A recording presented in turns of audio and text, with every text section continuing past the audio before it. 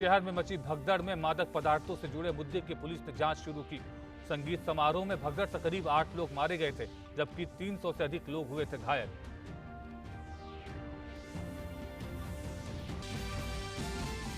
ICC टी20 विश्व cup में England और ऑस्ट्रेलिया ने ग्रुप 1 में बेहतर रन रेट के आधार पर सेमीफाइनल में बनाई जगह। आज खेले जाने वाले मुकाबलों में अफगानिस्तान की न्यूजीलैंड से, वहीं पाकिस्तान की स्कॉटलैंड से होगी भिड़ंत।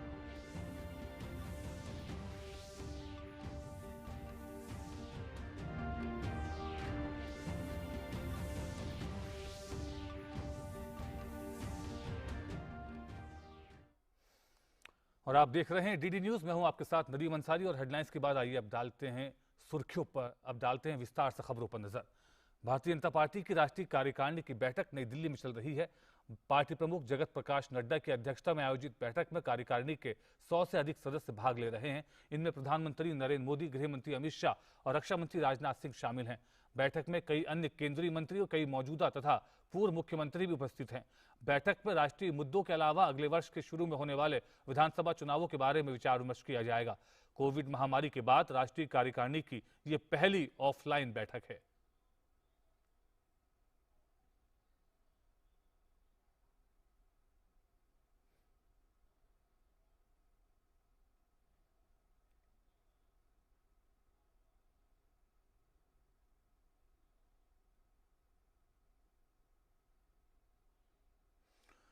कोविड दिशा निर्देशों को देखते हुए राष्ट्रीय कार्यकारिणी की बैठक ऑनलाइन और ऑफलाइन दोनों माध्यम से हो रही है। भाजपा के वरिष्ठ नेता लालकृष्ण आडवाणी और मुरली मनोहर जोशी सहित कई वरिष्ठ नेता राष्ट्रीय कार्यकारिणी समिति की बैठक में वीडियो कॉन्फ्रेंसिंग के जरिए शामिल हो रहे हैं।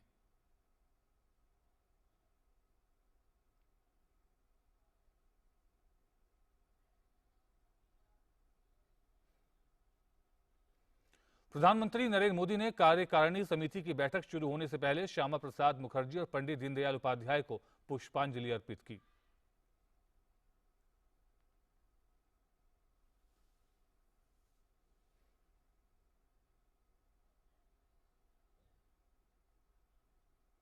बैठक में शामिल होने से पहले एनडीएमसी कन्वेंशन सेंटर के बाहर लगे प्रदर्शनी का प्रधानमंत्री नरेंद्र मोदी ने अवलोकन किया।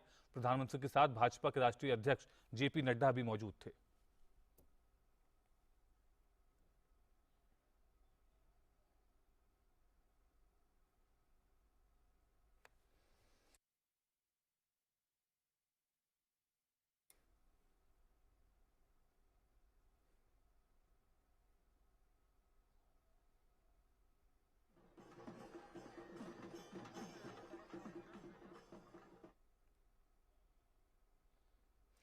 भारतीय जनता पार्टी की राष्ट्रीय कार्यकारिणी की बैठक आज नई दिल्ली में शुरू हुई। बैठक के बारे में जानकारी देते हुए केंद्रीय मंत्री और पार्टी के वरिष्ठ नेता धर्मेंद्र प्रधान ने बताया कि प्रधानमंत्री नरेंद्र मोदी ने भाजपा की राष्ट्रीय कार्यकारिणी समिति की बैठक का उद्घाटन किया। उन्होंने बताया कि इसमें एक अनोखी पहल हुई है, जिसमें सारे प्रतिभागियों का डिजिटल पंजीकरण हुआ है। बैठक में 342 प्रतिभागियों ने हिस्सा लिया। श्री प्रधान ने बताया कि पार्टी के दो वरिष्ठ नेता लालकृष्ण आडवाणी और डॉक्टर मुरली मनोहर जोशी जी अपने अपने निवास पर टेक्नोलॉजी के माध्यम से अपने निवास स्थान से राष्ट्रीय कार्यकारिणी का हिस्सा बने। उन्होंने कहा कि राष्ट्रीय कार्यकारिणी की बैठक में कोरोना काल में प्रधानमंत्री नरेंद्र मोदी के नेतृत्व की सराहना की गई।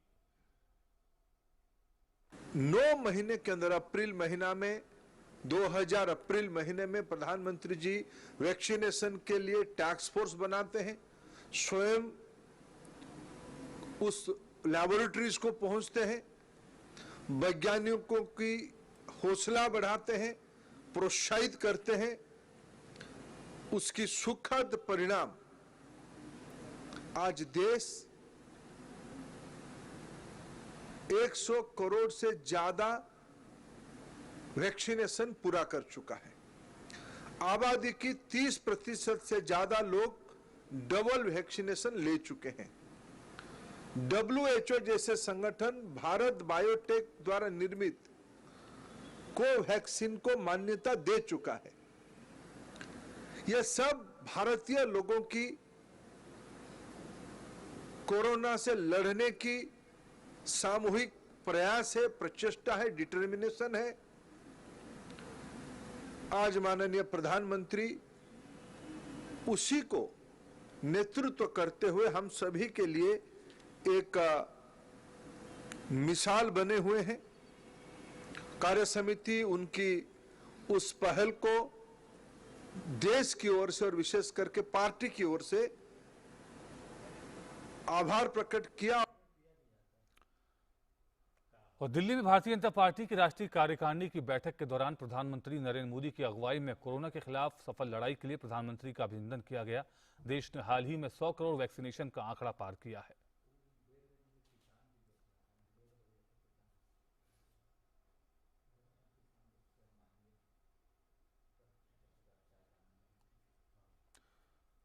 और बीजेपी की राष्ट्रीय कार्यकारिणी की बैठक के बारे में और जानकारी के साथ जुड़ रहे हैं हमारे संवाददाता राजेश राज। राजेश, बीजेपी की कार्यकारिणी की बैठक शुरू हो चुकी है और कई महत्वपूर्ण विषय हैं इस समय इस बैठक के एजेंडे में, जिसमें सबसे महत्वपूर्ण 5 राज्यों में आगामी विधानसभा चुनाव हैं और साथ ही साथ कोरोना काल में जो सरकार की तरफ से लड़ाई लड़ी गई, जो लोगों को राहत प्रदान की गई और इसके अलावा वैक्सीनेशन 100 करोड़ का आंकड़ा पार कर चुका है। कितनी महत्वपूर्ण रहेगी ये बैठक? अब देखिए नदीम, भारतीय जनता पार्टी के राष्ट्रीय अध्यक्ष जेपी नड्डा के उद्बोधन के साथ ही जो राष्ट्रीय कार्यकारिणी की बैठक है वो शुरू हो गई। और आपने अभी जो केंद्रीय मंत्री और उत्तर प्रदेश के जो चुनाव प्रभारी हैं धर्मेंद्र प्रधान, उनको आपने सुना कि जेपी नड्डा के भाषण का जो पूरा लब्बो लुआब था, जो खाका था, उसको उन्होंने बताने का काम किया। और जिसमें सबसे जो अहम बात रही वो ये कि उत्तर प्रदेश और उत्तराखंड समेत जिन 5 राज्यों में चुनाव होने हैं, उन चुनाव वाले राज्यों पर खासा फोकस तो है ही। साथ ही भारतीय जनता पार्टी की ये कोशिश है कि मन की बात कार्यक्रम, जो प्रधानमंत्री नरेंद्र मोदी का एक ड्रीम हम कह सकते हैं कि उनका एक प्रोजेक्ट है, ड्रीम उनका कार्यक्रम है कि देश की जनता मन की बात के जरिए प्रधानमंत्री से सीधा संवाद करती है। मन की बात कार्यक्रम को बूथ स्तर तक सुनने सुनाने की व्यवस्था जो है वो भारतीय जनता पार्टी जो है वो करना चाहती है। और ये जेपी नड्डा जो भारतीय जनता पार्टी के राष्ट्रीय अध्यक्ष हैं, उन्होंने कहा है कि यह सुनिश्चित करने की कोशिश की जाएगी कि तमाम बूथ पर प्रधानमंत्री नरेंद्र मोदी के जो मन की बात कार्यक्रम है वो सुनने की व्यवस्था हो सके। इसके अलावा उन्होंने कहा कि बूथ कमेटी जो है वो तो पहले से बनता रहा है, लेकिन अब बूथ कमेटी के बाद पेज कमेटी का वो निर्माण कर रहे हैं। और गुजरात में इस पर काम जो है बाकायदा शुरू हो चुका है। गुजरात जो है वो अग्रणी राज्य के रूप में सामने आया है, जहां पर पेज कमेटी जो है वो ऑलरेडी बनना शुरू हो चुका है। तो आने वाले 6 महीने के भीतर पेज कमेटी इंचार्ज हर एक बूथ पर मन की बात कार्यक्रम जो है उसको सुनने की व्यवस्था, और जो बूथ कमेटी बूथ स्तर तक पार्टी संगठन को मजबूत करने की जो कवायद है उसको पार्टी जो है वो आने वाले 6 महीने में यानी 2022 तक इसे पूरा करने की कोशिश करेगी। राजनीतिक प्रस्ताव पर जो है वो चर्चा होगी, राजनीतिक प्रस्ताव पेश किया जाना है, उस पर चर्चा होगी और उसके बाद फिर प्रेस से मुखातिब होंगे भारतीय जनता पार्टी के कोई नेता। तब पता चल पाएगा कि आखिर राजनीतिक प्रस्ताव में किन किन बिंदुओं को छूने की तैयारी बीजेपी जो है वो कर रही है। बहरहाल भारतीय जनता पार्टी के राष्ट्रीय अध्यक्ष जेपी नड्डा ने बंगाल में जिस तरीके से भारतीय जनता पार्टी का वोट का प्रतिशत बढ़ा है, उसको लेकर के भी उन्होंने काफ़ी संतोष जताया है कि बंगाल जैसे राज्य में भारतीय जनता पार्टी ने एड़ी चोटी का जोर लगाया था। काफ़ी हिंसा के बाद भी बीजेपी को वहां पर कामयाबी जो है सरकार बनाने में भले ही ना मिली हो, लेकिन वोटों का प्रतिशत बढ़ाने में और विधायकों की संख्या बढ़ाने में बीजेपी को बड़ी कामयाबी हाथ लगी थी। जेपी नड्डा ने उस पर संतोष जताया है और उन तमाम राज्यों में, चाहे वो बिहार हो चाहे अन्य राज्य हो, जहां पर बीजेपी को सफलता मिली है उसके लिए उन्होंने संतोष जताया है और पार्टी संगठन को आने वाले 5 राज्यों के चुनाव के लिए चाक चौबंद करने की जो कोशिशें हैं उसके लिए जुट जाने की उन्होंने नसीहत भी दी है और उसके लिए तैयारी आरंभ करने की भी बात कही है। बिल्कुल राजेश, आपने विस्तार से बताया। आप इस कार्यकारिणी की बैठक पर नजर रखिए, समय समय पर आपसे जानकारी लेते रहेंगे। तो भाजपा की राष्ट्रीय कार्यकारिणी की बैठक दिल्ली में जारी है और इस बैठक में एजेंडे में कई सारे मुद्दे हैं जो देश के सामने, और साथ ही साथ आगामी जो विधानसभा चुनाव है 5 राज्यों में, उस पर भी विचार मंथन होने की संभावना है। समाचारों में आगे बढ़ते हैं। प्रधानमंत्री नरेंद्र मोदी विश्व नेताओं की रेटिंग में शीर्ष पर हैं। 70% अनुमोदन के साथ वो रेटिंग सूची में सबसे ऊपर हैं। पीएम मोदी को पूरे विश्व के वयस्क लोगों से अधिकतम अनुमोदन मिला है। वर्ष 2019 में मॉर्निंग कंसल्ट पॉलिटिकल इंटेलिजेंस के पूरे विश्व से आंकड़े एकत्रित करने की शुरुआत से ही प्रधानमंत्री मोदी को 60% से अधिक अनुमोदन मिलता रहा है। मैक्सिको के राष्ट्रपति आंद्रे मैनुअल लोपेज ओब्रेदोर 66% के साथ दूसरे स्थान पर हैं। इसके बाद 58% अनुमोदन के साथ इटली के प्रधानमंत्री मारियो द्राघी, 54% के साथ जर्मनी की चांसलर एंगेला मर्केल चौथे और 47% के साथ ऑस्ट्रेलिया के प्रधानमंत्री स्कॉट मॉरिसन 5वें स्थान पर हैं।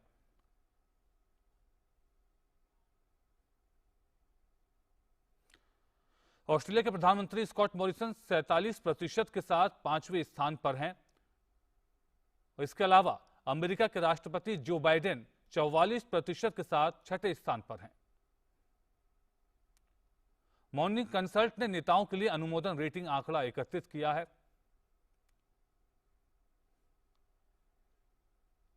Australia, Brazil, Canada, France, Germany, Bharat, Italy, Japan, Mexico, दक्षिण कोरिया, स्पेन, ब्रिटेन और अमेरिका में नेताओं के लिए अनुमोदन रेटिंग आंकड़ा एकत्रित किया गया। कोविड महामारी के खिलाफ सबसे प्रभावी हथियार के रूप में शुरू किए गए टीकाकरण अभियान के तहत देश में अब तक 108 करोड़ 21 लाख से अधिक टीकों की खुराक दी जा चुकी है। बीते 24 घंटों में 28 लाख 40 हजार से अधिक कोरोना टीके की खुराक दी गई। स्वास्थ्य और परिवार कल्याण मंत्रालय के मुताबिक देश में कोरोना के मामलों में लगातार कमी आ रही है। देश भर में बीते 24 घंटों के दौरान कोरोना के 10,853 नए मामले दर्ज किए गए। वहीं पिछले 24 घंटों में 12,432 मरीज उपचार करवाकर स्वस्थ हो चुके हैं, जिसके बाद देश में रिकवरी रेट बढ़कर 98.24% हो गया है। सक्रिय मामलों की कुल संख्या घटकर 1,44,845 रह गई है। जनपद कानपुर नगर में बेकाबू होता जा रहा है जीका संघ वायरस संक्रमण। स्वास्थ्य विभाग और जिला प्रशासन के लिए चुनौती बनता जा रहा है। जीका वायरस संक्रमित 13 और मरीज पाए जाने के बाद कुल संक्रमित मरीजों की संख्या 79 पहुंच गई है। वहीं जीका वायरस संक्रमण की रोकथाम को लेकर नगर निगम में integrated command centre control room की स्थापना की गई है, जहां पर स्वास्थ्य विभाग और नगर निगम के अधिकारियों और कर्मचारियों द्वारा संक्रमण को लेकर 24 घंटे कार्य किया जा रहा है, जिस पर जिलाधिकारी टीम के साथ पैनी निगाह बनाए हुए हैं। जिलाधिकारी कानपुर नगर विशाख जी अय्यर ने बताया कि प्रत्येक केस को स्वास्थ्य विभाग की टीम द्वारा परीक्षण कर साफ सफाई रखने और सावधानी बरतने की सलाह दी जा रही है। जिलाधिकारी ने बताया कि जीका वायरस संक्रमण के रोकथाम और उपचार संबंधित जानकारी के लिए इंटीग्रेटेड कंट्रोल सेंटर की स्थापना की गई है।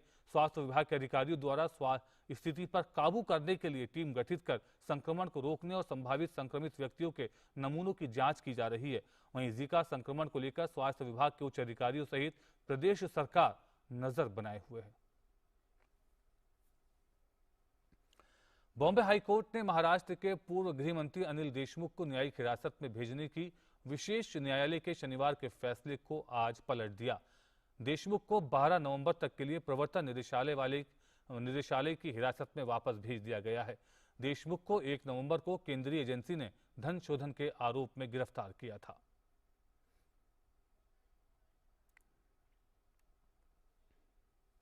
और इस खबर पर और ज्यादा जानकारी के साथ जुड़ रहे हैं हमारे मुंबई से संवाददाता योगेश शीतल। योगेश, देशमुख को कल जिस तरह से पहले उन्हें न्यायिक हिरासत में भेजने का फैसला किया गया था विशेष अदालत के द्वारा, और अब हाईकोर्ट ने उन्हें वापस ईडी की अदालत में भेज दिया है, अब उनसे किस तरह की पूछताछ होगी और कब तक वो ईडी की हिरासत में रहेंगे? देखिए, ये एक एक्सेप्शनल आप बोल सकते हैं, क्योंकि जनरली रिमांड एप्लीकेशन को जब लोअर कोर्ट डिस्पोज ऑफ करती है, उस पर हियरिंग होती है, तो वहां पे माना जाता है कि मामला का एक जो अध्याय वो खत्म हो गया। लेकिन प्रवर्तन निदेशालय ने इस जो कल की जो जजमेंट था, जो लोअर कोर्ट जो पीएमएलए कोर्ट ने दिया था, जिसमें उन्होंने ईडी की उस दलील को नहीं माना था, जिसमें ईडी ने 9 दिनों की कस्टडी एक्सटेंशन की मांग जो है वो कोर्ट के समक्ष रखी थी।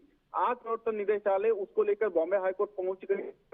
वो तमाम चीजें हाईकोर्ट के समक्ष रखी। जो जस्टिस माधव जामदार थे, उनके समक्ष ये दलील दी गई कि जिस तरीके से उनको न्यायिक हिरासत में भेजा गया है, वो जो नेचुरल जस्टिस है, नैसर्गिक न्याय है, उसका उल्लंघन है। साथ ही क्योंकि उनके खिलाफ प्रवर्तन निदेशालय ने उनके खिलाफ तमाम ऐसे सबूत पेश किए हैं जो कि लोअर कोर्ट में उन्होंने पेश किए थे, उसके आधार पर कस्टडी की जरूरत थी। क्योंकि जो पूरा मामला अगर आप देखें तो संजीव पलांडे जो कि उनके सेक्रेटरी थे और कुंदन शिंदे ये जो निजी सचिव और निजी सहायक, ये दोनों की गिरफ्तारी पत्र निदेशालय ने की थी और दोनों के पास से कई ऐसे साक्ष्य मिले थे जिसके आधार पर यह जाहिर हो रहा था कि अनिल देशमुख और उनके परिवार के लोग जो है वो जो बड़े अमाउंट को उन्होंने वहीं जो है लॉन्ड्रिंग की है, धन शोधन किया है।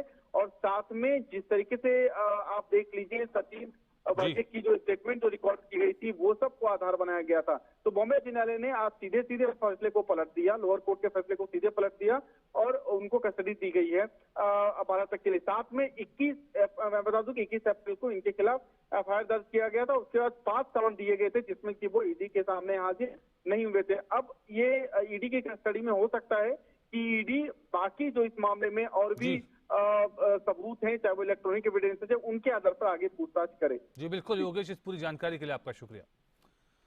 और पेट्रोल और डीजल के दामों को लेकर गैर भाजपा और कांग्रेस शासित राज्यों पर दबाव बना हुआ है। दिवाली के एक दिन पहले केंद्र सरकार की तरफ से पेट्रोल पर 5 रुपए और डीजल पर 10 रुपए प्रति लीटर की एक्साइज ड्यूटी घटा दी गई थी। इसके बाद भाजपा शासित 10 राज्यों, भाजपा के साथ गठबंधन वाले 6 राज्य और गैर भाजपा शासित इकलौते ओडिशा ने पेट्रोल डीजल पर अपने हिस्से से 2 रुपए से लेकर 12 रुपए तक वैट में कटौती का ऐलान किया। लेकिन 13 राज्य केंद्र शासित प्रदेशों ने अभी तक वैट में कमी नहीं की है। उनमें महाराष्ट्र, दिल्ली, पश्चिम बंगाल, तमिलनाडु, तेलंगाना, आंध्र प्रदेश, केरल, मेघालय, झारखंड, छत्तीसगढ़, पंजाब और राजस्थान शामिल हैं। इसके अलावा अंडमान और निकोबार में भी वैट नहीं घटाया गया है। भाजपा कई राज्यों में पेट्रोल डीजल पर वैट की कटौती की मांग को लेकर विरोध प्रदर्शन कर रही है। इसके अलावा जिन राज्यों और केंद्र शासित प्रदेशों में वैट में कटौती नहीं की गई है, वहां लोग भी इसे कम करने की मांग कर रहे हैं। पेट्रोल की रेट अगर कम हुए तो ज़्यादा गवर्नमेंट हमारे लिए सोचे तो ज़्यादा बेटर ऑप्शन रहेगा, क्योंकि ये बहुत हमारे लिए तंगी हो रही है उसके लिए वजह से। पेट्रोल रेट बढ़ने से बहुत परेशानी हो रहा है। रोज़ रोज़ का हमारे को 100, 110, 120 जा रहा था, कैसा करना। हर एक चीज़ बढ़ रहा, पेट्रोल बढ़ने से पूरे चीज़ बढ़ रहे। पेट्रोल रेट बढ़ते जा रहा है, वो तो क्या करते हैं, स्टेट गवर्नमेंट तो कुछ भी वैक्स नहीं कम नहीं कर रहे। सेंट्रल गवर्नमेंट तो उसको जरूरत नहीं, उसका काम नहीं है ना। स्टेट गवर्नमेंट का वैट बहुत ज़्यादा है, वो कम करना। और सेंट्रल गवर्नमेंट डिक्लेयर करे 10 रुपये लीटर कम करने का, 5 रुपये लीटर कम करे बोल के, तो अभी कम नहीं करे। पिछले मैं 4 महीने से देख रहा हूँ पेट्रोल का रेट बढ़ते जा रहा था। पिछले 4 महीने में कम से कम मैं समझता हूँ 40 रुपये के आसपास में बढ़ गया है पेट्रोल का रेट। मगर सेंट्रल गवर्नमेंट एक 5 रुपीज़ कम करके थोड़ा सा राहत दी। मैं चाह रहा हूँ कि और कम होना चाहिए, क्योंकि मिडिल क्लास वाले सर्वाइव होना बहुत ज़्यादा मुश्किल होगा आज के टाइम पे। सैलरीज, पेट्रोल इंसेंटिव्स वगैरह तो उतना ही रह गया। जैसे डिलीवरी राइडर्स है अपने, बहुत सारे लोगों का प्रॉब्लम वही फेस कर रहे हैं अभी। साथ ही साथ अब स्टेट गवर्नमेंट को भी चाहिए कि 2 कदम आगे बढ़कर पब्लिक को वो जो बड़ा बोझ है वो बोझ से हल्का करे। नागरिक उड्डयन मंत्रालय ने श्रीनगर इंटरनेशनल एयरपोर्ट को प्रमुख हवाई अड्डा घोषित किया है। शनिवार को मंत्रालय द्वारा जारी एक अधिसूचना में कहा गया है कि भारतीय विमानपत्तन आर्थिक नियामक प्राधिकरण अधिनियम 2008 की धारा 2 की उपधारा 1 द्वारा प्रदत्त शक्तियों का प्रयोग करते हुए केंद्र सरकार श्रीनगर हवाई अड्डे को प्रमुख हवाई अड्डा घोषित करती है। दिल्ली सहित पूरे राष्ट्रीय राजधानी क्षेत्र में आज सुबह हवा का स्तर गंभीर श्रेणी में बना हुआ है। System of air quality and weather forecasting and research यानी सफर के अनुसार दिल्ली की समग्र वायु गुणवत्ता गंभीर श्रेणी में पाई गई है। दिल्ली में वायु गुणवत्ता सूचकांक 436 दर्ज किया गया है। दिल्ली के अलावा आसपास के इलाकों में भी वायु गुणवत्ता खराब हुई है। यमुना के पानी में अमोनिया की मात्रा बढ़ने से दिल्ली में आज भी पेयजल आपूर्ति बाधित रही। अमोनिया बढ़ने के कारण दिल्ली के 5 बड़े वाटर ट्रीटमेंट प्लांट सोनिया विहार, वजीराबाद, भागीरथी, चंद्रावल और ओखला ट्रीटमेंट प्लांट अपनी पूरी क्षमता से काम नहीं कर रहे हैं, जिस कारण पूर्वी दिल्ली और दक्षिणी दिल्ली के कई इलाकों में लोगों को पानी की आपूर्ति नहीं हो पा रही है, जिससे लोगों को पानी की कमी का सामना करना पड़ रहा है। कल भी लोगों को पानी की आपूर्ति नहीं होने के कारण दिक्कतों का सामना करना पड़ा था। अंतर्राष्ट्रीय खबरों में इराक की राजधानी बगदाद में प्रधानमंत्री मुस्तफा अल कदीमी के आवास पर विस्फोटक से भरे ड्रोन द्वारा हमला किया गया। इराकी सेना ने कहा कि हमले में अल कदीमी को कोई चोट नहीं पहुंची है। इराकी सेना ने बयान जारी कर कहा कि बगदाद के सुरक्षित ग्रीन जोन इलाके में स्थित कदीमी के आवास पर हमला हुआ है। ग्रीन जोन में पश्चिमी देशों के राजनयिक रहते हैं और इस इलाके में कई सरकारी इमारतें हैं। यहां रहने वाले लोगों ने धमाके और गोलीबारी की आवाज सुनी। इस हमले की अब तक किसी भी समूह ने जिम्मेदारी नहीं ली है। हमले की खबर सामने आते ही प्रधानमंत्री की सुरक्षा बढ़ा दी गई है। साथ ही खुफिया एजेंसियां भी अलर्ट हो गई हैं। घटना के बाद अल कदीमी ने भी ट्वीट कर जानकारी दी कि वो ठीक ठाक हैं।